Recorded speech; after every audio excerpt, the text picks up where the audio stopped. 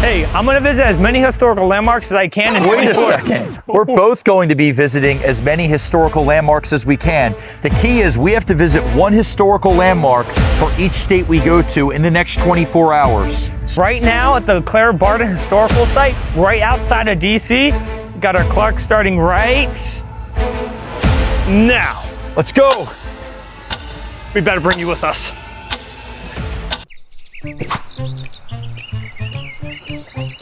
Where is this? Jeff, you don't know? That's the Claire Barton Historical Site. Or is that like Oregon or something? It's right outside of DC. Oh, so we've only been traveling an hour? This is crazy. The 24-hour challenge, we're only here still. Sorry, Phil. It's time for you to leave. You gotta go. You gotta get going.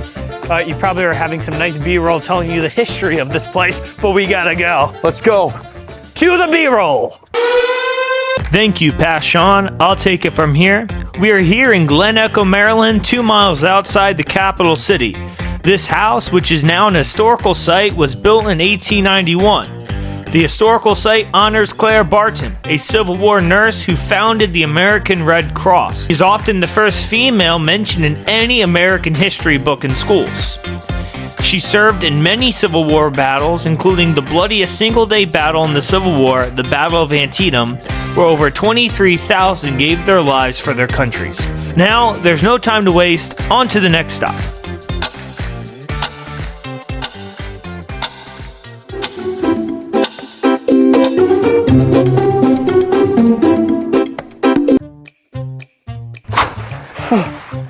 Where are we? There's a wagon. You guys are gonna see an old town. Dude, it's like John Wayne somewhere over here. You know what John? state we're in? John, There's a snake in my boots. you're not wearing boots, Oh wait, Jeff. that's Woody. I don't know what Woody has to do with Harper's Ferry, but younger Jeff knows how to destroy really good vibes and make everything extra morbid. As nightfall dawns here at Harper's Ferry, it reminds us of Harper's Ferry's ominous past. John Brown, an abolitionist, grew more and more violent throughout the 1840s and the 1850s, leading to several massacres of slave families. Out in Kansas and Nebraska, abolitionists also terrorized slaveholders. And we're asked the question, is it ever right to do wrong to do right? And this town just reminds us of that. And in 1859, General Robert E. Lee's troops captured John Brown. This is before the start of the Civil War. And John Brown was tried and hanged.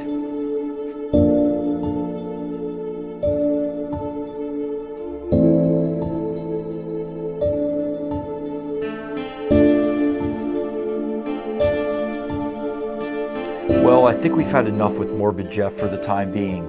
On to the next stop.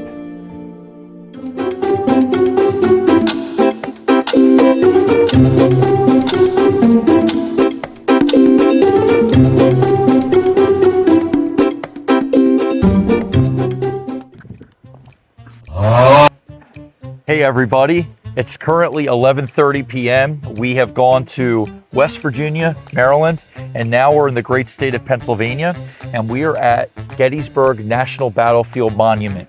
And I know, want people I need to be quiet. My fear is like we're just gonna look over there and there's gonna be somebody coming I sense much fear in you. because Who knows all the wildlife too They're- that's back here. this is a battlefield though. Like there's monuments out there, and there's like a ridge with like a statue of a general. I don't remember the general's name. I wouldn't count on it. In the video. It's probably Pickett. It could be Pickett. It could be General Pickett. But the big thing about the Battle of Gettysburg, it was actually the turning point of the Civil War. And I know a lot of people know that, but it was also the deadliest day on American soil in American history. Right. Over 51,000 soldiers lost their lives in this battlefield. Approximately 1/3 of the men who entered this battlefield died. So it's incredibly sobering. It's sad to think that brother fought against brother during the Civil War, and right here the importance of Gettysburg it's in southern Pennsylvania, and it was a border between the North and the South. Right. Many people know about the Mason-Dixon line and that it's the border of the North and South.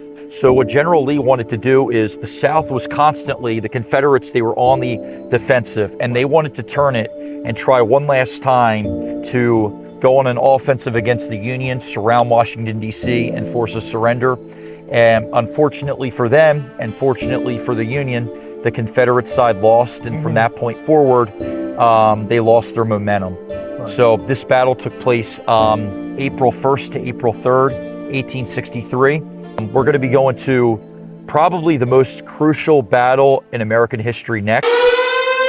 Sorry, Past Sean, but that's going to have to wait for now as we're making the longest drive from Gettysburg to Saratoga, 6 hours long, so sit tight, buckle up, and I'll see you when we get there. My knee, Sean, it's bad. Previously at Harper's Ferry. Hey, can you check the framing? My knee's bad. It's probably swelling. Check the framing. Have mercy. Please, please. There is no mercy.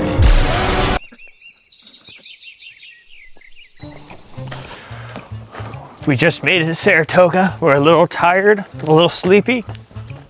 Jeff's knees are swelling. Okay, that's kind of creepy. Tiny Tim. That's kind of creepy. A giant 6'7" man following me. This is beautiful. Take a look at this. The Battle of Saratoga took place from September 19th, 1777 to October 7th, 1777. General Burgoyne, after capturing Fort Ticonderoga, moved toward the Hudson River Valley. Burgoyne, with 7,500 troops, clashed with the 8,500 Revolutionary soldiers under the command of Horatio Gates at John Freeman's farm.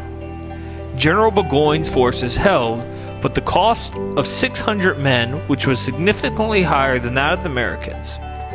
After this conflict, Burgoyne was forced to take action. He sent a force to attack Bemis Heights, but the Revolutionary forces, with Benedict Arnold acting notably valiantly, pushed them back. The Battle of Saratoga happened in 1777. This is early on in the war, but it's called the turning point of the Revolutionary War. But how could the turning point of the Revolutionary War happen years, almost 6 years before the end? Well, the truth is, it wasn't necessarily what the Battle of Saratoga gained in that day, land or position, but it was who the Battle of Saratoga and that victory gained the interest of, and it piqued the interest of someone all the way in Europe, King Louis.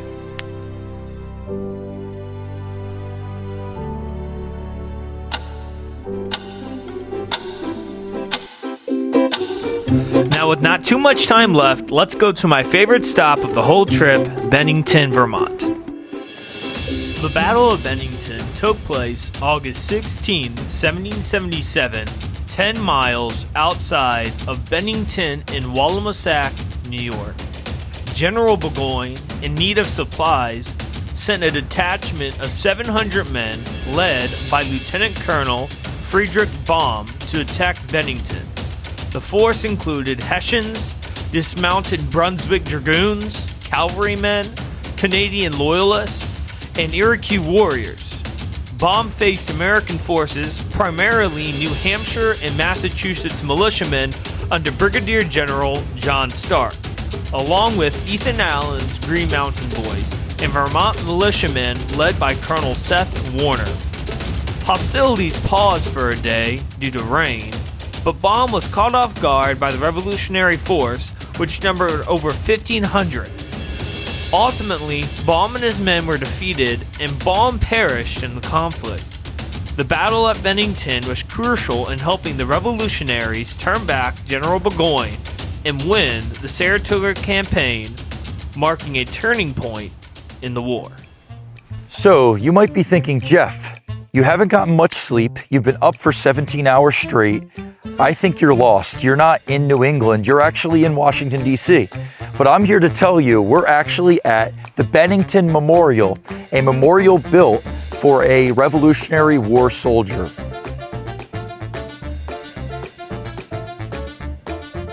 Now it was time for me and Jeff to make the 37-mile journey to Herman Melville's house. Well, I have some bad news. Our mics were turned off, and Jeff and I were too sleep-deprived to notice, but this is where Herman Melville, the brilliant author who wrote Moby Dick, lived from about 1850 to 1863. Well, Jeff, I guess we better get going.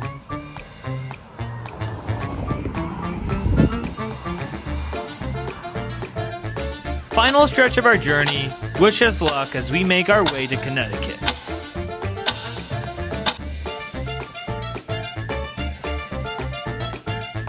This next place is somewhere I've never heard of before, Falls Village, Connecticut, known for its historic dam and railroad.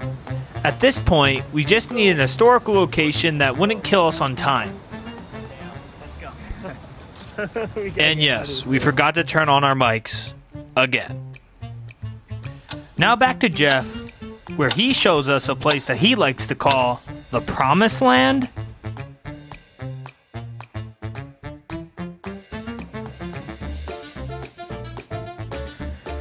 After Connecticut, we visited the great state of New Jersey. But one thing we discovered was the more tired I became, the loopier I was. And the more tired Sean became, the grumpier he became. We are on the final stretch heading towards New Jersey. You can probably tell by my hair and Jeff's eyes.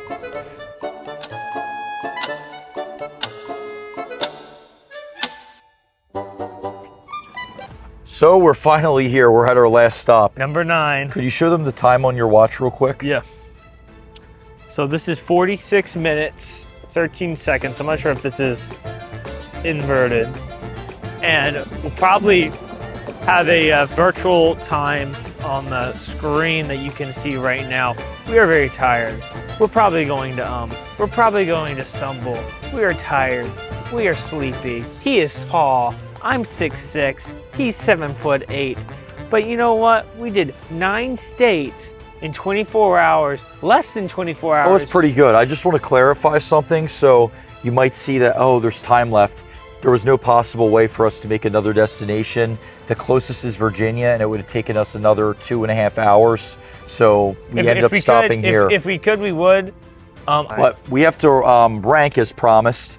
Maybe not rank, but tell them our personal favorite place that we visited. All right, let's say our personal favorite on 3. We'll go with favorite state first. Okay. That we visited. Okay. And then we'll go with favorite monument, memorial, battlefield, Okay. etc. Let's do it. So let's go with our favorite state. Hold on, let me Okay. This one's a tough one. Hit it. 1, 2, 3. Vermont. New York. Vermont was probably my second favorite. That was a really good state. I thought about New York was my second. The lake in New York was great. I'll give you that. Yeah, I would want to just camp there, go to the beach at that lake beach and chill. I just think Vermont's smaller. I feel like it's more accessible than New York was, and I also feel like Vermont had like the small town vibes I wanted. For me, I guess I like New York because it's closer to where I live, Right. so it would be easier to get to. And there's other things nearby a little bit in New York. Upstate's pretty rural, but not as rural as Vermont. But I love both states. It's awesome. It's a shame we weren't able to get to New Hampshire because I think we both would have loved that too, Yeah. and Maine. But that's it for another video. And now on 3, we got to rank our favorite historical place. Okay, we're going to do it on 3. All right. 1, 2, 3. Harper's Ferry. Bennington thingy. I can't say it, but you said Harper's Ferry. Talk about that. Harper's Ferry, I really love the landscape. I can just imagine going there in the fall. It's a Civil War era town, cast in the mountains of the 4 corners of West Virginia, Maryland, Pennsylvania, and missing the last one, Maryland, West Virginia, Virginia, and Pennsylvania. And it's just a really pretty spot, and I really love it and the history behind it. I thought it was really cool. Harper's Ferry, that was a good one. I picked the Bennington Memorial. I'm probably not pronouncing right, but that's in Vermont. I was actually shocked. I grew up in DC, around DC, suburbs of DC, Bowie my whole life, and just seeing that like Washington Memorial looked like in like Vermont. Vermont was crazy to me. I thought it was awesome. I like the history there. The Green Mountain Boys standing up to the British and the Hessians. I thought it was amazing history. I thought it was beautiful. Made me want to see more American history. It amazes me the monuments and the history all throughout our country. You wouldn't even realize it. And really, we were just there for a very short time and had a glimpse. Right. I'd like to go back, and I encourage you, if you go to any of these monuments, we'll tag them, the places Right. we were at in our YouTube, in the YouTube description. All right, Jeff. Shall we go? Yep. We'll see you guys next time.